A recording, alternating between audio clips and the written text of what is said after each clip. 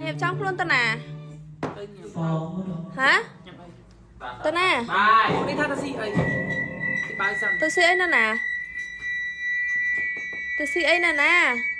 Xin nè nè. Ôi hot rồi.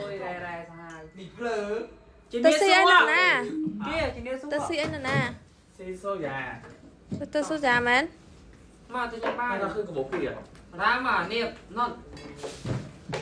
Hay. Hai mày tơ ăn bên phèo anh dần. Hay nó ăn phẹp. To anh xô ăn phèo. Kép theo đi à? Đồng hóa mình đã thoát đâu ăn chiều một ngày vậy. Ăn phép trai à? Phép rồi. Nào thế cái đồ ăn ăn đi. Tao mày chăm mà chẳng. Là nó được bổ ăn thì sao? Ở trong quả tôi xin ấy chẳng anh tao teo của ban này. Tao muốn bán chẳng? Cho chàng tay lạnh mê. Tơ cái lạnh mê. Trăm lạnh mê muốn chẳng. Hay làm chụp như lạnh mê chẳng? Ok ấy chẳng. Ba.